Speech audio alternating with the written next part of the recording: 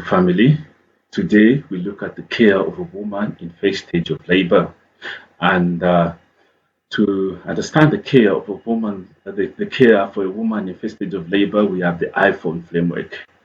This iPhone framework is a mnemonic that can help us in caring for the woman in first stage of labor. And it is important if you have to care for a woman in first stage of labor, you understand of the mechanism of labor. And on our board, we have put in the dice there as a mnemonic for someone to follow actually what happens in the mechanism of labor. So we have the descent, friction, internal rotation, crowning, extension, restitution, external rotation of the shoulder, external rotation of the head, and then we also have lateral flexion. All right, so that is to do with the mechanism of labor. Then we also need to understand the physiology of labor. But to start this lesson, it's important that we understand first what is the first stage of labor. Okay, so labor actually is in three stages. We have first stage of labor, we have second stage of labor, and we have third stage of labor. Okay, so when you're talking about first stage of labor, this is the period of time from which you see the first true signs of labor up to the time the cervix is 10 centimeter dilated. And then when you're talking about second stage of labor, this is the delivery of the infant. When you talk about the third stage of labor, this is the delivery of the placenta.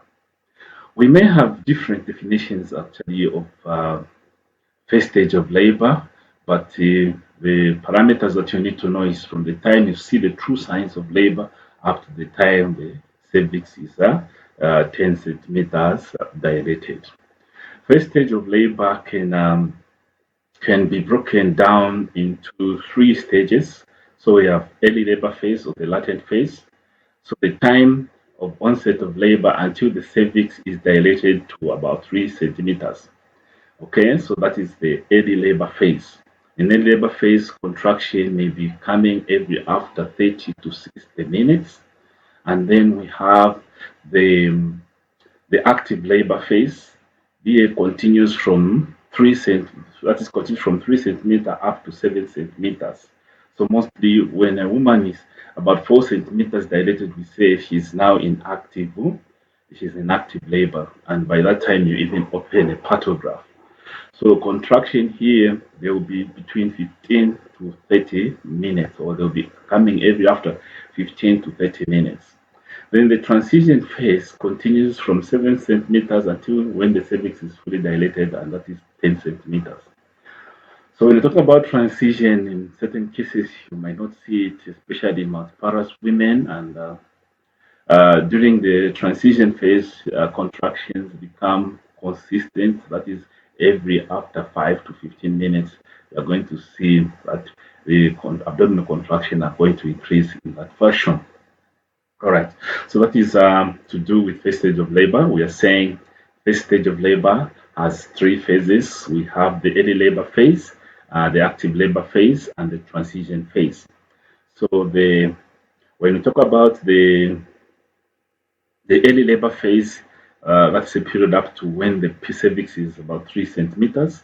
The active labor phase, that is 3 centimeters to 7 centimeters. And then the transition phase is 7 centimeters to 10 centimeters.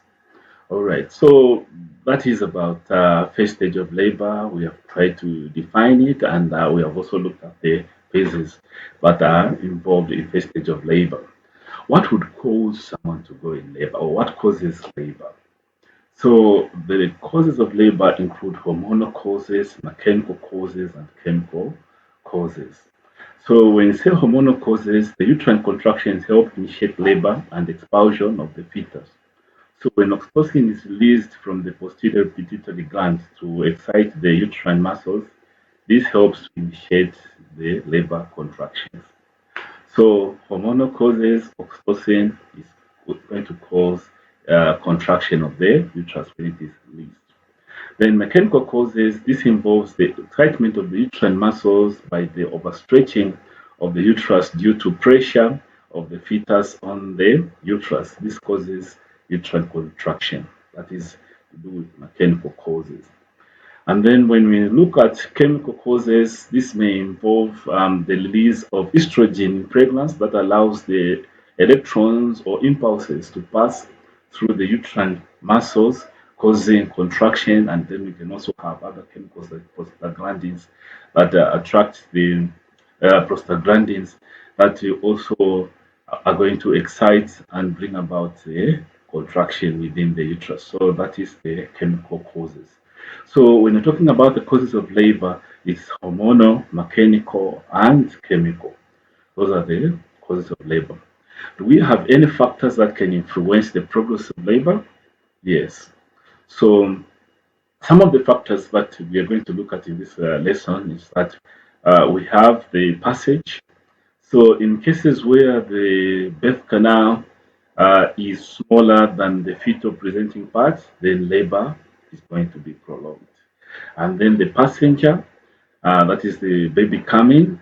Uh, so that's the baby coming. So in classes where the fetal presenting part is bigger than the birth canal, like a pelvic, the head and the pelvis, there is a disproportion. Then it will prolong the onset of labor, right? Then the powers, this I mean when the woman is unable to initiate her abdominal and uterine powers to initiate labor, then we are going to have an influence in the progress of labor. Other things may include personality. Stress causes incoordination of the muscles. So when a woman comes to labor, stress will cause uterine muscles to incoordinate, causing failure or delay in the fetus to be expelled.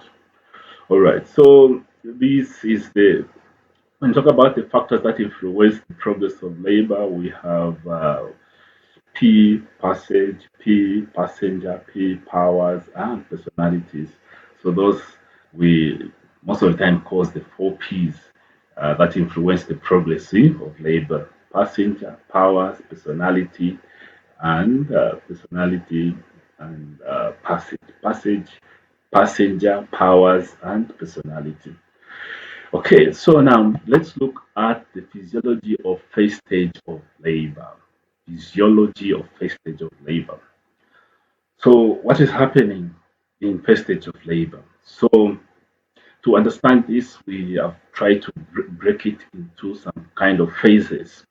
Okay, into some kind of phases. So, we are going to have more like information about the fundal dominance, information about polarity, information about contraction and retraction that is happening during labor, and then we're going to have the formation of upper and lower uterine segment. We will also have formation of the bags of waters, and then we also have fetal axis pressure. Then we have general axis pressure. Then we have cervical dilatation, and then we can also have uterine contraction, rupture of membranes, retraction of the ring, and then we have the baby out there who has been delivered. So now, what happens during the physiology of labor? So physiology of first stage of labor, fundal dominance. Okay, when you look at the structure of the fear of the uterus, it has got an area or a portion called the fundus. So that's where we're just taking the name fundal dominance. Okay, this portion has got the biggest chunk of muscle. So fundal dominance. So this involves the passage of uterine contraction within the uterus. Uterine contractions start from either sides of the uterus and they'll spread downwards, pushing the fetus into the lower segment. Fundal dominance. So that one is done. Then we have polarity. What happens in polarity? It involves the harmony or coordination that occurs between the two poles of the uterus, that is the upper and the lower uterine segment. So as the contraction starts, the upper uterine segment strongly contracts and the lower segment relaxes so that the fetus is pushed into the lower uterine segment. Okay, then we have contraction and retraction. So during the first stage of labor, the uterine contraction starts from the upper uterine segment and spread to the lower uterine segment. This motion helps the fetus to be delivered or fetus to be pushed down. This contraction may last for about 50 to 60 seconds but occur every after 1 to 2 minutes. Then also we can also have the formation of upper and lower uterine segments. So this is a normal thing and process at the beginning of 16 weeks of gestation. The upper and lower uterine segment starts to form. Okay, and then the upper uterine segment is formed by the fundus, whilst the lower segment is formed by the cervix and the isthmus. So the cervix is near the birth canal where the baby is coming out. The fundus is on top. So we are going to have formation of upper top of the baby there. Okay, we are looking at first stage of labor and in normal labor. So the buttocks are hanging next to the fundus, and the head is hanging near the cervix. So we can have the formation of upper and lower uterine segment. Can have that. So then we have formation of bags of water. So what we mean there, amniotic fluid there. So the bags of water form in the uterine cavity because they maintain the pressure in the uterus. They are made up of the forewaters and the hindwaters. So hind that is behind, and then forewaters that is in front. Okay, we have the head there in front near the cervix, and then we have the buttocks near the near the near the fundus. So we have the hindwaters that is above the buttocks, and then we have the forewaters that is just on top of the head. Okay, so the four waters come first, or four that is in front, the four waters come first, and the hind waters come last. Of course, after the baby has been delivered, then you're going to see the gush or poo of not fluid coming, pushing the baby. So it's important. There's some physics involved there. Okay, then we have the fetal axis pressure. So during the uterine contraction, the contraction exerts pressure on the fetus. The fetus become hypoxic, and this initiates more contraction in delivery of the fetus. That is on the fetal axis pressure. We're looking at it that the uterine contraction exert pressure on the fetus, and the fetus become hypoxic, and this is going to initiate more contraction during the delivery of the fetus. Then we can also look at the general axis pressure. The contraction starts from the upper segment, exerting the pressure on the hindwaters. Then the hindwaters also exert pressure on the fetus. Finally, the pressure pushes the forewaters, and the cervix will dilate, delivering the fetus. Because of a lot of pressure now on the forewaters, this will force now the cervix to open, so that the four waters are going to come out to wash the birth canal, lubricate the birth canal for the baby to have uh, a, a smooth, a smooth ride as they are entering Mother Earth. Then we are going to have cervical dilatation. Okay, the four waters have passed through the cervix, and the cervix is dilating, so we're going to have cervical dilatation. So the cervix dilates to its fullest of about 10 centimeters for the baby to be delivered. So during labor, it starts to dilate so that it evens the way the delivery of the fetus. It occurs or takes about 1 hour, that is 2 centimeters dilatation in mouth gravida, and uh, 1.5, 2 hours per 2 centimeters in the prime gravida. Here, what I can just say is that the cervix is more stretchable in multiparous women, those that have given birth, and then in prime gravida, the cervix is not uh, is not too elastic.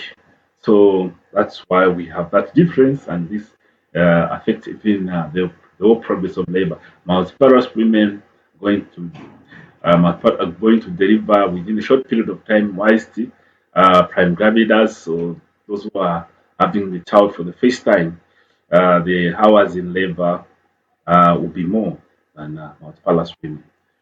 Then we are going to have uterine contractions. So the uterine contractions become more and more stronger and severe, so that the uterus is sorry, so that the fetus is delivered. So the uterine contractions become more and more stronger, okay, and severe, so that the fetus is delivered. Okay, when we were starting the lesson, we talked about first stage of labor, and we said first stage of labor in our definition. We are saying it has got three phases. Okay, we have the latent, the active, and the transition. Okay, the latent up to 3 centimeters, and the contractions will not be that much. And then when you're in active stage, that is 3 to 7 centimeters. Okay, then contraction becomes more concurrent. Okay, and they become stronger. Okay, so uterine contractions there, fetus is then delivered. Then rupture of membranes. So during labor, contractions become stronger and longer. This contraction exert pressure on the membranes of conception, causing the term that is causing them to rupture and giving access to the expulsion or delivery of the fetus. Rupture of membranes. So because of a lot of pressure on the four waters and the opening of the cervix, then we're going to have the membranes rupturing. Okay, okay. Earlier on, we stated to say this helps to lubricate the birth canal, or it washes the birth canal, makes the birth canal become sterile. Okay, then of course, then we can have the retraction of the ring. So this forms as the uterus grows towards accommodating and growing fetus. Something it can even be mistaken for a full bladder because it is seen on the lower abdomen. So after the baby has been born, okay, the uterus retracts. Okay, so we have retraction ring, then have a retraction ring. So this forms as the uterus grows towards accommodating the growing fetus. So sometimes it can even be mistaken for a full bladder because it is seen on the lower abdomen. All all right, so that is about the physiology of labor. Please, I encourage you because we can still record lessons just to do with physiology of labor. We can also record lessons just to do with the mechanism of labor. It's important you understand all these. That is when you can now care nicely for a woman in first stage of labor or in labor in general. All right, so to start the nursing care now, I'm coming to the iPhone. To start the nursing care, we need to have certain aims. When you want to care for a patient or a client and the likes, you need to draw some objectives, you need to draw up some goals. So in this case, we need to monitor the progress of labor. That will be our first aim. And then we also need to monitor maternal well-being. The other thing, we can also monitor fetal well-being. So we are going to monitor the progress of labor, monitor maternal well-being, and monitor fetal well-being. So here, the aspect of labor progress, that is what we are monitoring. The aspect of maternal well-being, we are monitoring, and we're also monitoring the aspect of fetal well-being. Okay. All right. So now this now brings me to the iPhone, please. The iPhone. I hope you have a piece of paper, please, where you're writing. Because me, I have a piece of paper where I'm trying to write this iPhone. Because when you look at it there, it's a little bit small, but it has to be expanded. Okay, it has to be expanded because there are also other dimensions that we need to look at. So in the iPhone, we have I for investigation. I is standing for two things, investigation, and then I is also standing in for interview. Okay, so investigation. To remember investigations, what I've mostly teach my students to remember investigations that are done. Which fashion are they done? So we most of the time use the HP computer lab. The HP computer lab. This is just a mnemonic or it's kind of some kind of chunk, a mnemonic chunk or something like that to help you remember how in the fashion in which investigations are done. Okay, so history, that is for H. It's important to get history. Okay, before we had all these machines and the likes, from history, we were able to even make up diagnosis. So when you get history, there are certain information that we get in the history. So here is a woman who was come in labor. So there's certain kind of information that you need to take in order for you to establish that for sure she's in labor, for you to know that yes, she's due for labor. Okay? So there are those things that you need to do in history. Okay? Then apart from that, then we have history. Then we have all right. So we are saying history. So history, there are those components that you take in history. Please you look at the history within the prenatal visit there. Then you can get all that information. Okay. Then the next thing is P is physical examination or physical assessment. So in physical assessment, we have this fashion that we use that is IPPA. So I is for inspection, inspection that's using sight in order to get scientific data.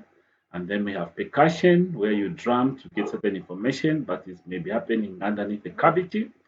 Okay, then we have palpation, which is very, very important and cardinal because it helps us to know the fetal lie or how the baby is lying. Information that I can just give you here is that since I'm talking about normal labor, here you are able to feel the fetal heart beat just below the umbilicus, if at all the head is the one presenting. Okay. So that is palpation. Then auscultation, you have a fetoscope that you can use to feel for the fetal heartbeat. Okay, then we have computerized investigation. So comp is for computerized investigations. So others may have computerized investigation. If at all you don't have a fetoscope, others they use the machine known as the Doppler, so they can have other machines that can just be used. So computerized investigation. Then we have laboratory investigation. So laboratory investigation include those laboratory investigations that we take blood for CBC, that is called that is for blood count. Okay, so cell blood count, that is CBC or full blood count. So you can take blood for full blood count. You can do urinalysis. Urinalysis here, presence of ketone, a sign of starvation. Urinalysis, presence of proteins, a sign of preeclampsia. So urine has to be taken, okay, and you have to maintain a fluid balance and see if the woman is emptying her bladder because an empty bladder will also increase the passage for the baby. So laboratory investigations can be done. So the I is for interview. I is for interview, and in an interview, we are interested in looking at the prenatal data and the events that are leading to admission. That is what we are looking at. So in an interview, we are looking at reasons for arriving at the facility, why the woman has come to the center. We can look at the time of onset of contraction, which the woman can give us that, the presence or the character of the discharge that the woman has seen, because that is important. You can also get some scientific data from there and be able to make some diagnosis. Okay, so any problem in their respiratory status, okay, you can get all that information during an interview. Okay, so during an interview, you can also discuss the birth plan with a woman if at all she doesn't have a birth plan. Okay, so that is the interview. So then, in the interview, please remember look at prenatal data and the events that are leading to admission. Then P in our iPhone standing for a lot of things, position. So woman can assume the position that they are comfortable in and their main position that a woman can assume during labor. So it's important to know that the position should also be comfortable for the person who is delivering them. So explain the advantages and the disadvantages of those positions that our clients may prefer. Right? Then we have psychological care. Under P, we also have psychological care. Psychological care, labor is traumatizing, labor is painful, and we have all those things that may happen. So it's important the that you explain to the mother what is happening when you're doing procedures and all that. So it's important to explain to the woman psychological care. Okay, so sometimes within your area, maybe they steal babies, or people have perception that they steal babies, and the likes. You have to explain all those things so that they will not have misconception that you want to steal the baby when you actually you're just taking the baby for weighing and the likes. And remember, it's care of first stage of labor. The baby has not yet been delivered, but it's important that you prepare the woman for second stage of labor. Okay? All right. So, apart from psychological care, we have pain management. Labor is painful. Okay? Sorry, I'm even tearing. Just saying labor is painful. Yeah. So, it's a painful event. But there are a lot of measures that can be done to prevent the pain that comes because of labor. So I would group them under pharmacological and non-pharmacological. So under pharmacological, we have pethidine that can be administered, and metoclopramide can also be administered to reduce the nausea that comes with administration of pethidine. So pethidine should not be administered 2 hours before, like when you know that the woman is about to deliver in the next 2 hours, right? Because it can bring about respiratory distress. The baby can become tired. Okay, it can become drunk with the drugs. So that's a pharmacological. I don't prefer it actually personally as a medical profession. I don't necessarily prefer using the pharmacological way so that the woman does not feel the pain. But if pain is too much, please, pethidine can be used, and it's important to come up with the best plan. Then the non-pharmacological ways of handling the pain that comes with labor, so include rubbing of the back and a lot of other measures, please, can still be used. Okay, the sweet voice of the husband also can help to lessen the labor pain. Okay, the caring voices of the nurse can also lessen the labor pain. Friendly environment can also help to lessen the labor pain. Okay, so pain management, you can use pharmacological and non-pharmacological approaches. Then we have prevention of infection. Okay, prevention of infection, because there are certain procedures that are done as you are waiting for second stage of labor. It's important you uh, use the standards that are allowed within your country, or within your country in practicing of your midwifery or the delivery. So use the standard laid down policies on the prevention of infection. So P is for prevention of infection. So ensure at all times that you do not put the mother at risk to infection, and you don't put the baby at risk of infection. Then number 5 is preparation of labor room. Preparation of labor room. So has to do with the admission process. So it's important that you have all the instruments that you need, all the paperwork that is needed when you are about to deliver a woman, or you're caring for a woman in first stage of labor, instead of starting to run for this item, the other item, when the baby has already come. So prepare the labor room for the proper admission process. All right. Then H is for hygiene. So H is for hygiene. Here, there are certain things that comes in order to maintain proper hygiene. Of course, we talk about the issue of reducing hair, some hair follicles within the area of the birth canal there, to reducing the hair follicles.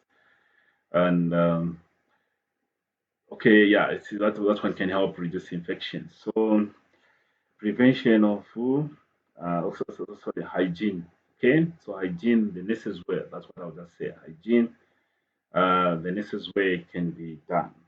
Okay, then we have observations. So observations here, we have observation of towards the mother, and we also have observation towards the our expected visitor, who is the fetus.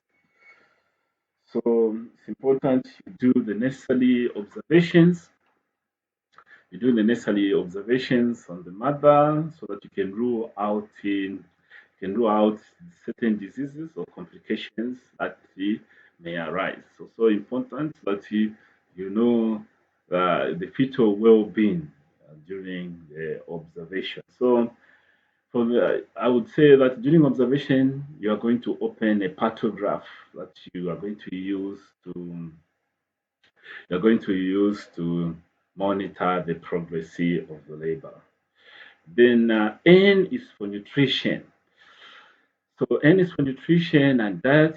So it's important that woman in labor has a lot of energy or is given the light diet so that she can have the necessary energy in order to be able to stand the requirements for proper labor process to take place. So pushing.